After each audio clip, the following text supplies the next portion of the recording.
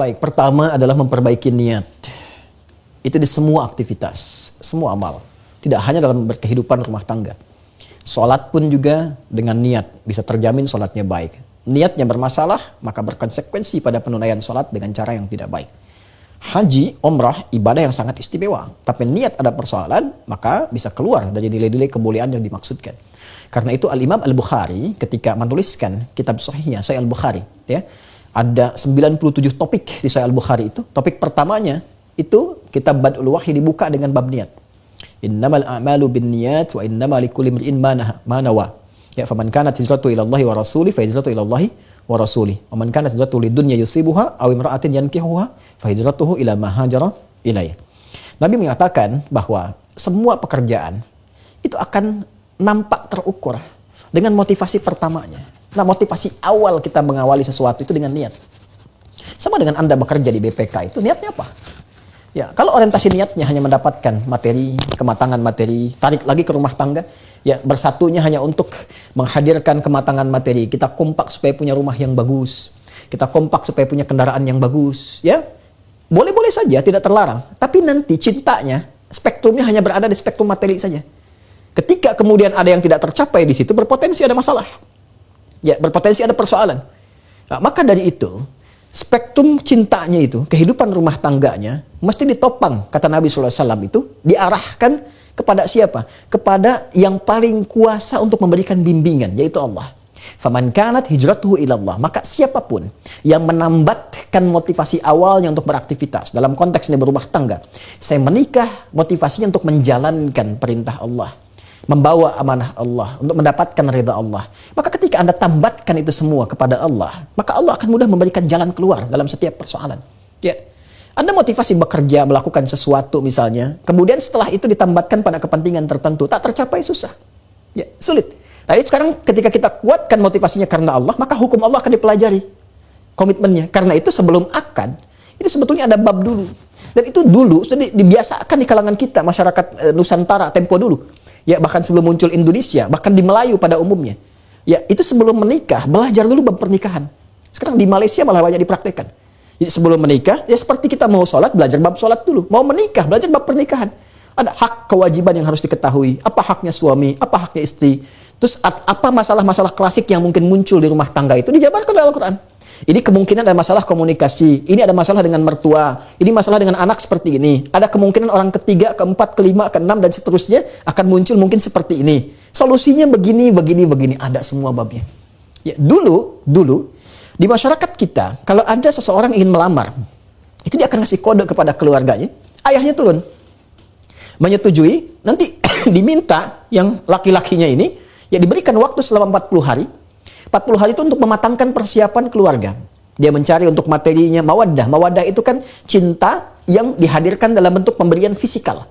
Materi sifatnya. Ya, jadi dengan cinta itu berusaha untuk menampilkan hadiah berupa makanan yang terbaik dimasakkan, ya kan? Kebutuhan-kebutuhan, perangkat-perangkat hidup itu mawaddah namanya. Ya, itu berlatih dia mengumpulkan itu sambil berlatih mempelajari kewajiban dan haknya dalam rumah tangga di Quran surah 34. Ya, Quran surah keempat, Quran surah 4 An-Nisa ayat 34, ya.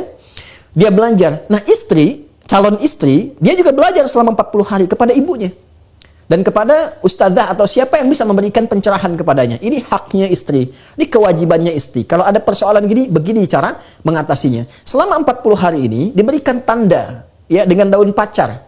Diberikan tanda, dipacari itu, ya, bagian kukunya itu. Maka masa menunggu itu disebut dengan pacaran namanya. Ya, jadi pacaran itu dulu adalah satu perangkat momentum untuk mempelajari fikih rumah tangga sebelum bersatu dalam kehidupan yang nyata. Sehingga ketika kemudian berlangsung kehidupan itu sudah mengenal, oh ini caranya dan seterusnya. Jadi yang pertama dilakukan adalah jika terjadi hal demikian segera kembali kepada Allah. Ya, merenung kembali. Yang laki-laki ingat bagaimana akad saat disebutkan, ya, kemudian juga yang perempuan ingat bagaimana tujuan berumah tangga itu dilakukan. Semua introspeksi dulu. Babnya di mana? Di Quran surah keempat, ayat 34 sampai 35. Ya, jika ada persoalan komunikasi terjadi, kata Al-Quran, ar-rijalu qawwamuna 'alan nisa bima faddalallahu ba'dahum 'ala ba'din wa bima anfaqu min amwalihim fas-salihatu qanitatun hafizatun lil ghaibi bima hafizallah wallati takhafuna nushuzahunna. Jika ada dikhawatirkan terjadi satu perbedaan yang mengkristal kepada hal-hal yang lebih besar daripada itu, ya, Biasanya ada persoalan komunikasi, salah tangkap dan sebagainya. Fa'idhuhunna, perbaiki dulu cara komunikasinya. Mungkin salah paham.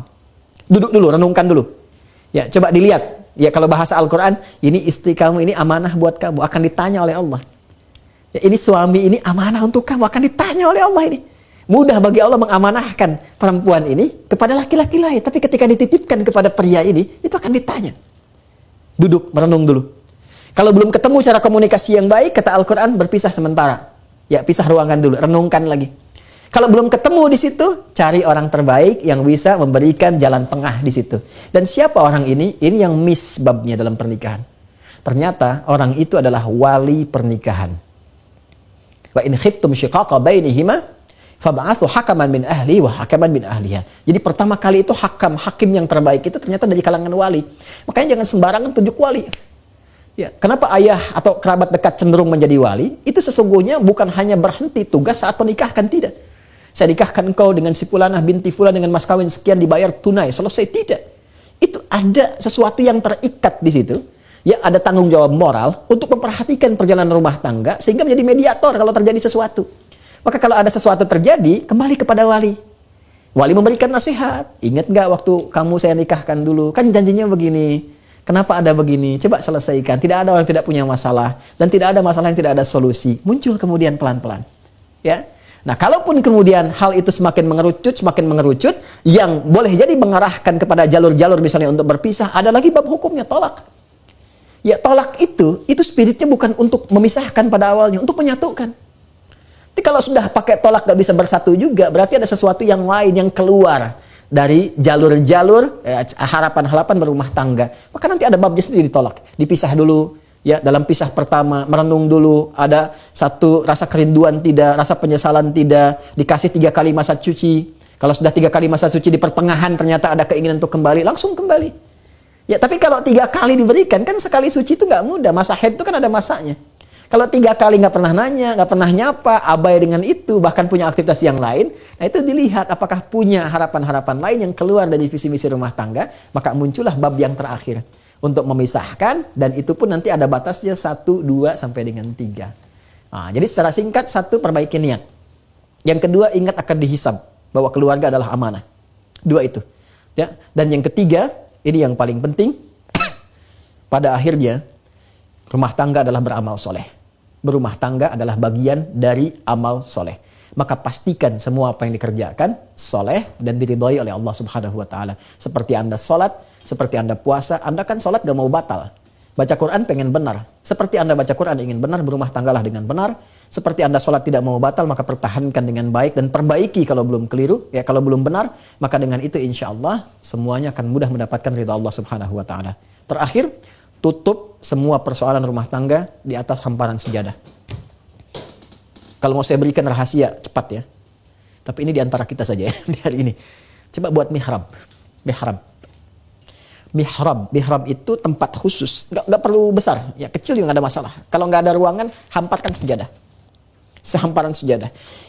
Itu tempat yang hanya digunakan untuk beribadah dan berdoa.